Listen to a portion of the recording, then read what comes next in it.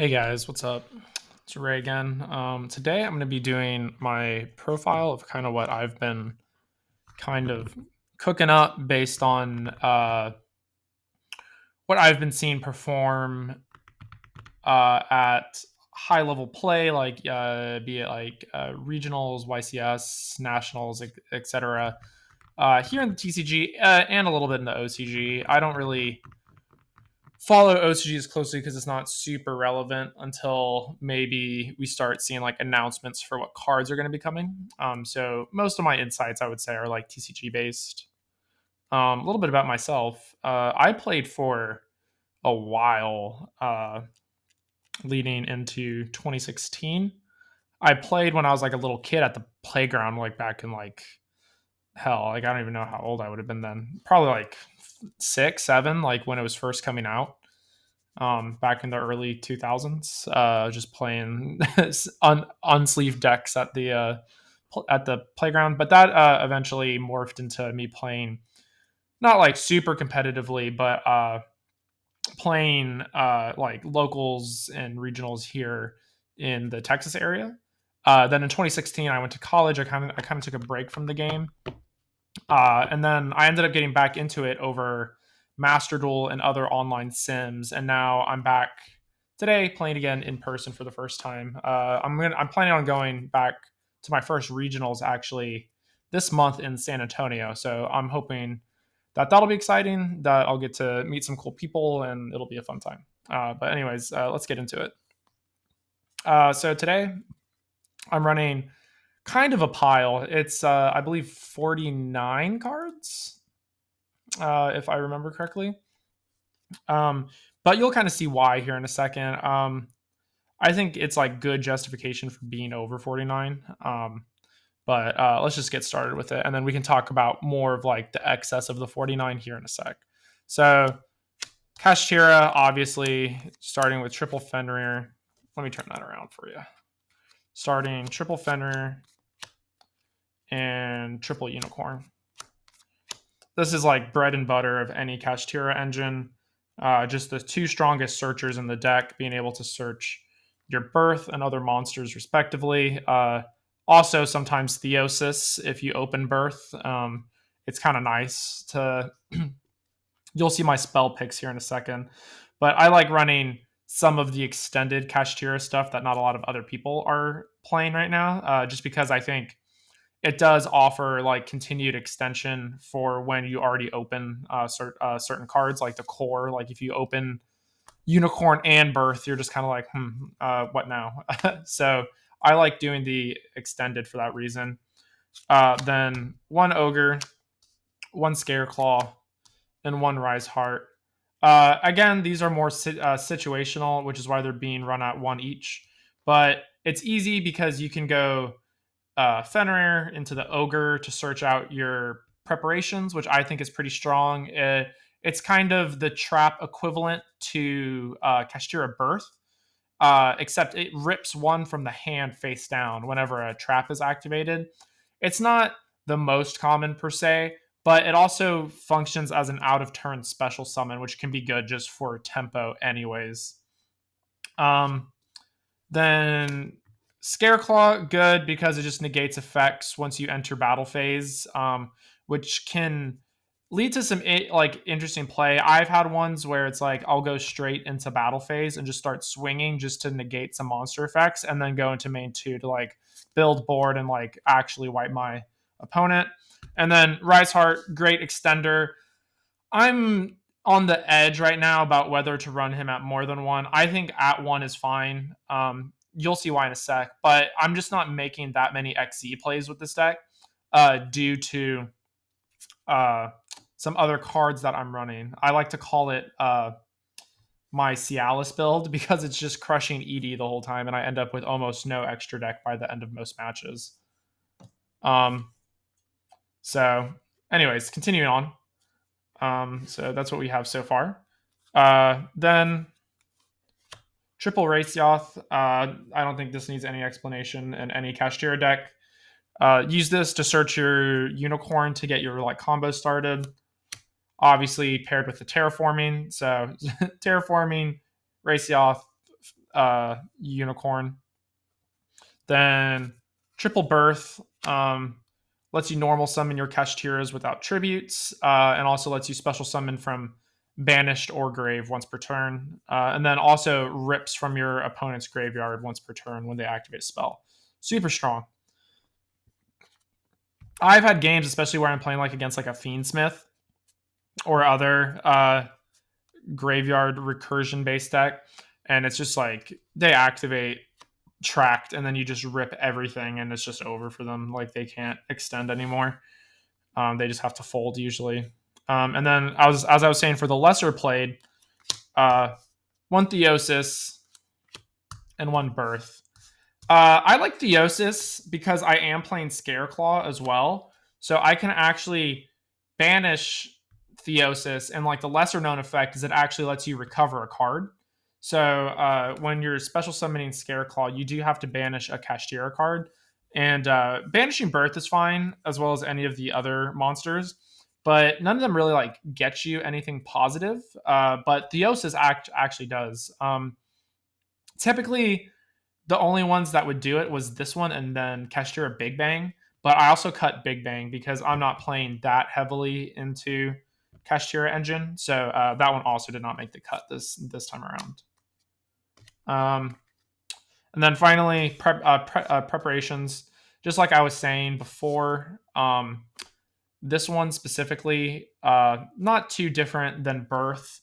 It's kind of like the sister card to Birth. It's like both of them trigger on spell activation, on trap activation, rips from grave, rips from hand. And then both of them special summon. This one is graveyard banished. This one's hand banished.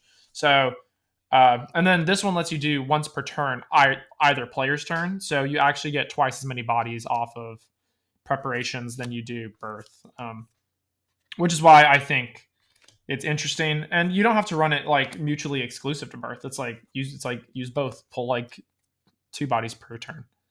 And that's the end of my Kashtira engine. Now moving on, this is where we get into the Dogmatika engine. I was playing with a lot of different things, and the Fiendsmith stuff feels all right. The Fiendsmith stuff right now, though, feels like really just like baity. I don't even know what to call it. It's just like you're baiting hand traps and negations with it so that you can try and pop off with your main engine. But I feel like Dogmatika has enough oomph just to like push through on its own, regardless of what's happening with main engine. So I'm running triple Ecclesia, single Fleurdelis, and single Maximus, and then along with that, triple Nadir Servant.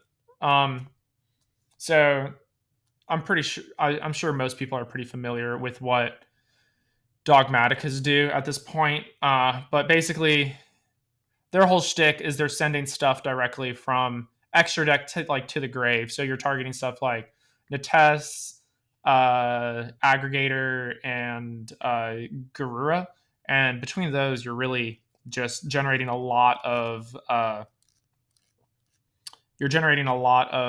advantage, like in your main field.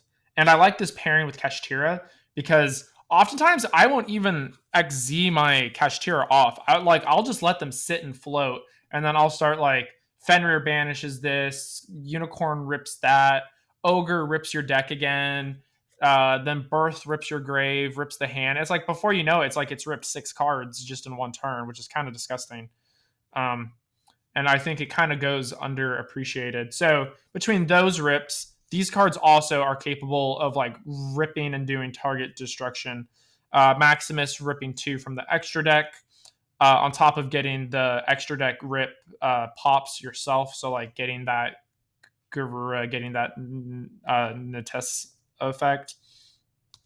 I think this one is really good. I think this is usually my primary search off of Ecclesia, Fleurdelis, just because she does have a quick effect speed to special summon herself from the hand and then ban it and then negate the effects of a face-up monster during either player's turn, which is really strong interruption for a lot of cards. And she has a pretty big body, 2,500.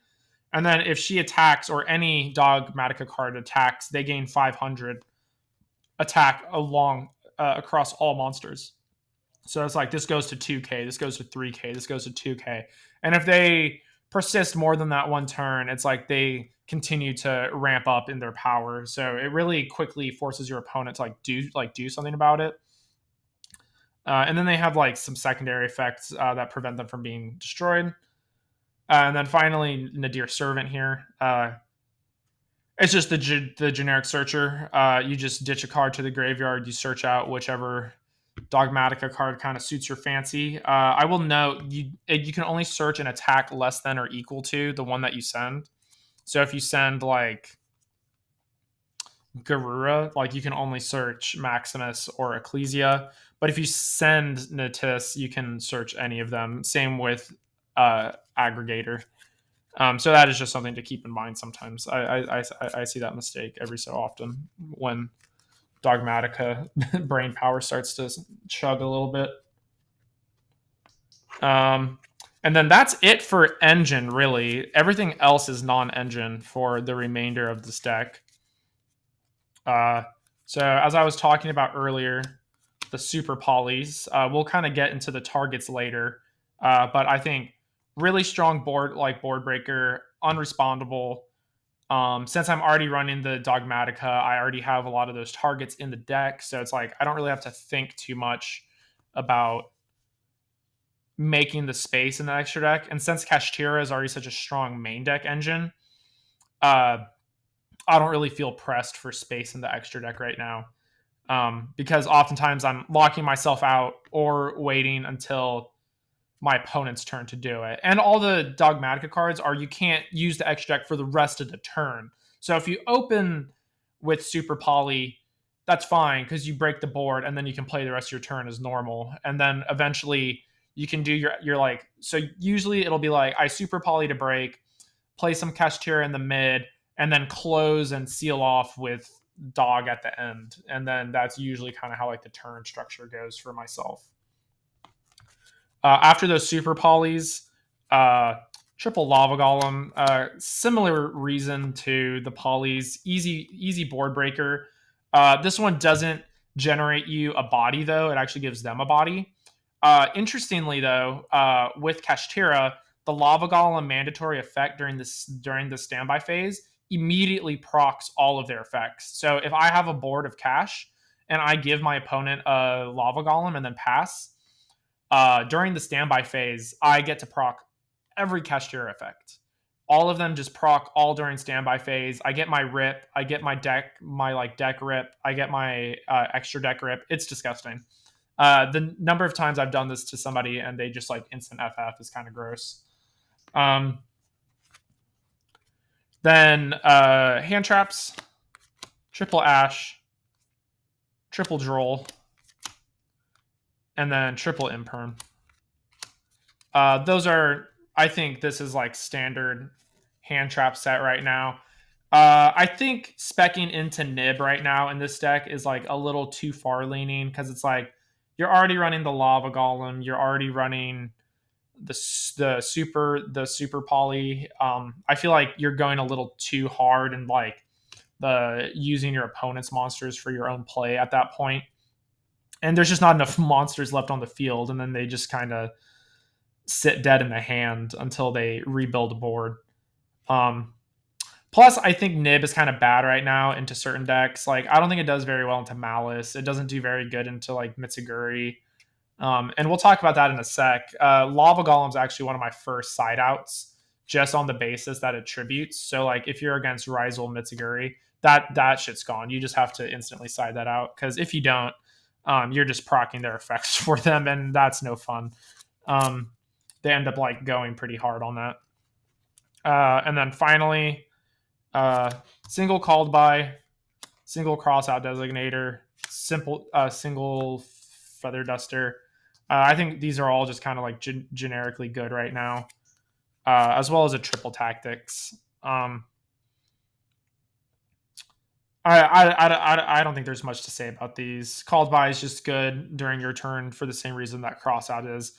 Some of the most common hand traps you'll run into are the imperm and the ash. So since I'm running both, crossout is just feels like a solid tech piece. And then the triple talents at 1 just because. And then the last cards in the main deck are quadruple pots. 1 prosperity because it's at 1. Honestly, I think if format was different or this wasn't limited, it would be more of these, less of these. But this is kind of what I was talking about why we're going over that 49 card. It's because these are just purely deck thinners. Like I count triple tactics kind of similarly in that it's purely a deck thinner, and all the Nadir Servants are also purely just deck thinners. Along or like the tutors, I guess is what the kids be calling them. And then the terraforming. It's like, so we're sitting at 49 right now, but 9 cards past the 40 strictly go even or even +1 because it's like this one's a draw 2. This one is search whatever the hell you want. So this is really strong. If you target Garura for your extra deck dump, you draw a card plus you get the card in hand. So this is also strictly +1. And then triple tactics also usually strictly +1 if you're using it to draw 2. And then terraforming is just 1 for 1. So it's like in reality, the card play the deck feels like it's not playing at 49. It feels like it's playing at less. And then we just don't care about our extra deck. We're just tossing it to the freaking wind between Dogmatika and all the pot cards at this point. And then that does it for the main deck. That should be 49 cards, I believe, if I remember correctly. Now for extra deck, we're running 2 of most of them on the basis that we are running these pots. We are running the prosperities. We are running Dogmatika. So we just want to make sure we have enough copies of each one so that if one gets ripped, we don't get like completely screwed. But we are playing double Magistus Chorozo, double Starving Venom Fusion Dragon, double Garura, and double Elder Entity Natis, and the single Meteorological Aggregator. These are all Super Poly and Dogmatika targets for the most part. So with the Super Poly, kind of going back now, I guess.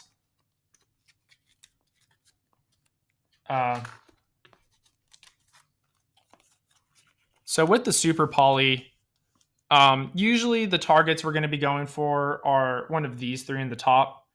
These are going to be the most common, I think. Chorozo, because all the Dogmatikas are spellcasters. So you have any Dogmatika on the field, any extra deck monster your opponent summons, you can Super Poly off into a Chorozo with one of your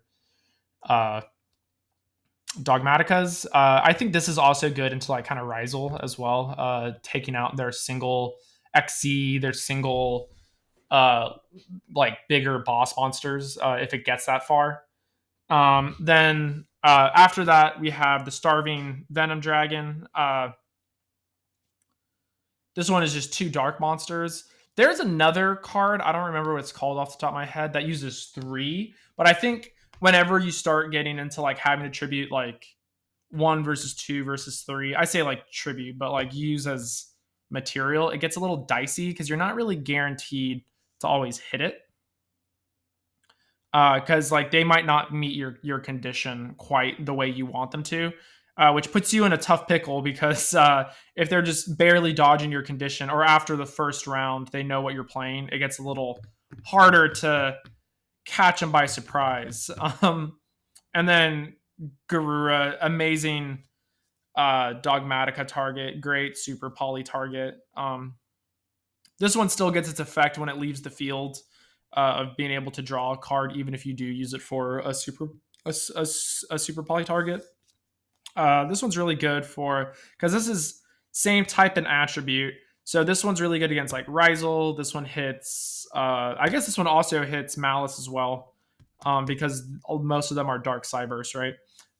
It also hits Mitsuguri really well as all the Blue Eyes cards because they're Spellcaster Light or Dragon Light for the most part. Like that's almost all the cards they have. Then we have Elder Entity Natis. I believe, let me see. She's one Synchro and one XYZ monster. So a little more niche. I don't think you really ever super poly into her. She's basically here just for a Dogmatika target. And then Aggregator, same thing, just a Dogmatika target. You just send him straight to the graveyard to negate a problem card on the field. And if they don't have an effect that can negate in the grave, they're just kind of done. They just have to let it go through. I think there's also a lot of cards right now that are just kind of ripping from the extra deck, so it's kind of nice to have at least some tech cards to send with it. So that does it for that. Now, XYZs, I'm doing Dracosac, Big Eye, Red Eyes Flare, a single shangri-ira. I think these are just kind of like the best generic 7 tech cards right now. Dracosac is good for just like popping cards as well as like destruction protection. So yeah, it's like he's good. He just generates bodies on the field. There was a variant that I was playing with IP Masquerena, but just due to like the XZ exclusion effects of the Kashtira cards, it was sometimes hard to get enough bodies on the field and then get Mecha Phantom Beast and then get IP Masquerena using the tokens. So I kind of gave up on that. I got rid of all the Link monsters. I just don't think they're consistent enough. / you can go into them enough in most games. Big Eye, great card. I find that a lot of the Dogmatika cards like instantly bait out like negates. Like there's been so many games where it's like somebody's sitting on like a Desiree board with both the sequence and whatever the hammer looking one is. I don't remember the name off the top of my head. And then Dogmatika cards, they're just so good at baiting out the Desiree effect. It's like if they don't do it, they know you're going to send the Natis to the grave. You're going to start popping shit. So usually if you open with like a Nadir Servant, you usually instantly pull the negate before you even do anything else. Red Eyes Flare, I think, is a really good option. If you're really close to closing game, but you don't quite have the damage on the field, you can go to main phase 2, pull out Flare, and just kind of sit on it. They have to kind of play around the burn. Usually, if you had a good turn, you'll probably leave them with less than like 2k. So it's like they have like 3, maybe 4 activations left before they burn themselves to death. Shangri-ira, just good, I think, just in general, since we are running so many of the Kashtira names and we're running the Pressure Planet. Great way to just kind of like set a field, start blocking out. This is a solid alternative win condition sometimes. Especially as I was saying, if you leave so many of them just kind of floating, they end up kind of just doing it themselves. And then that pretty much does it for that. They're short, they're sweet. There's only 4. But I think it's better that way to not be relying so much on the extra deck because, as I said before, we are running so many cards that are just absolutely destroying the extra deck where there's not much left of it. I'd rather see more cards in my main deck going through the pots and the Dogmatika thinning than I would like to have like a bigger extra deck. And then finally, double ty-phon. Originally, I was playing not double ty-phon. Originally, I was doing 1 ty-phon, 1 Zeus. But I found that I wasn't even going into XYZ plays enough to warrant XYZ having it survive some battle and then Zeusing. Like, it just wasn't happening. So I got rid of the Zeus, decided double ty-phon. The 2 names, again, for the same reason why all the fusions are being ran at 2. Just so that if one gets banished, I still have the other. The odds that both get banished are pretty low off of a pot. And then lastly, just my Mecha Phantom Beast tokens. These are just proxies. These aren't real. But yeah, that does it. So this is, I guess that does it for my Cialis Kashtira deck overview. We be crushing ED every day. I'll have some more reports. I think this is going to be what I'm going to be running with going into San Antonio. I don't think I'm going to be really making any major changes. I'm expanding my side deck, actually, of things that I am expanding. But for right now, I'm planning on doing triple Ghost Ogre. I think Ghost Ogre is good into some specific decks. I think like specifically like Blue Eyes right now, as well as even kind of like the Rizal matchup is kind of good because they have some cards that like to stick around that you can pop. Probably will not be citing her very often. That seems like pretty niche. But triple evenly matched. Just for going second. If I do win off going first, really solid.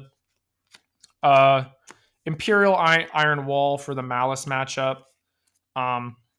It's like, oh, but you're playing Kashtira. Like, doesn't that go against everything you want? Kinda, but it's like I can summon out way bigger bodies and just beat them down harder, faster than they're going to be able to deal with Imperial Iron and be able to actually play the match. I think I think if it's a race to the bottom and neither of us can banish cards, Kashtira just comes out on top because even if they can't play like the mid-range play, like banishing everything on the field, their bodies are just bigger. They're just going to beat over you. And like you have maybe like a turn, maybe two, if you get Imperial Iron Wall against them. And then I don't have all of them yet. This was mine from my old collection from before, but Mask of Restrict. I'm going to get two more. And this is going to be my side against Mitsuguri. I'm going to side out the Lava Golem because, as I was saying, that's why I'm also not running the Nib because of the amount of cards that are being played right now. But yeah, that does it. So basically, Lava Golem would get swapped out 1-for-1 with the Mask of Restrict because if I can't be tributing cards, like why would I have a card that strictly tributes, right? And that does it. Thanks. And again, my name is Ray, based here in the Austin area. Getting back into it for the first time as a Yugi boomer. But it's been a lot of fun. It's been a bit of a learning curve getting back into it, kind of getting the feel for these modern decks after coming from like when the strongest thing was like what, like Cosmo. Like Cosmo was strong when I was playing. Pendulum Klee was strong when I was playing last time. So this is a pretty big jump in terms of like speed, but I kind of like it where it is. I kind of like these big body decks. I'm really excited to see how this does. I've been having pretty good like play testing with it, and I'm kind of excited to see how I end up doing at regionals and if all these meta players are going to be able to deal with this. Anyways, thank you for watching. If you've made it this far, again, my name is Ray here in the Texas area, Central Texas area. And remember, like, comment, leave any thoughts on the video or things that I could improve. And thank you.